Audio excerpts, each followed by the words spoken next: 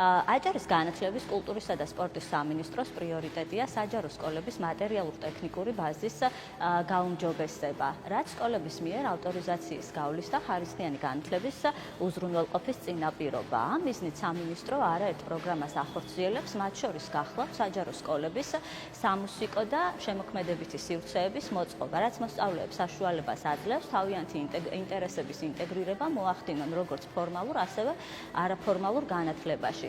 2020 წლიდან სამინისტრომ 25 საჯარო სკოლა აღჭურვა მუსიკალური ინსტრუმენტებიც, რაც გულისხმობს როგორც დასარტყამ, ასევე კლავიშიან ინსტრუმენტებს და სხვა აპარატურას. ამასთან ერთად მიმდინარეობს სკოლების შემოქმედებითი სივრცეების კეთილმოწყობა.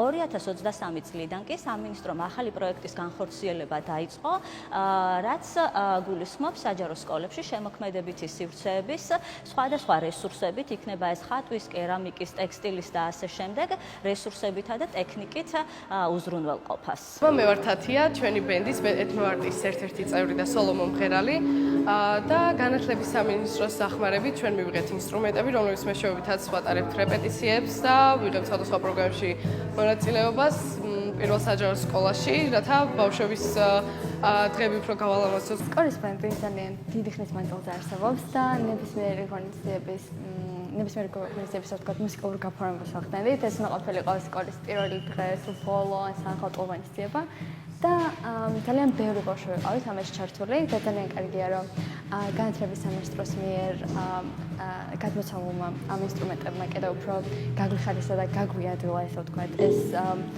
რეპეტიციის პროცესი. მოგესალმებით, მე ვარ ანანო ჭიჭერაძე, პროექტ ახალი თაობის განმარჯვებული, ქობულეთის ნომერ 3 საჯარო სკოლის მოსწავლე და დამეთანხმებით, რომ თავისუფალი სივრცე და კომფორტის ზონა ყველა ახალგაზრდას სჭირდება.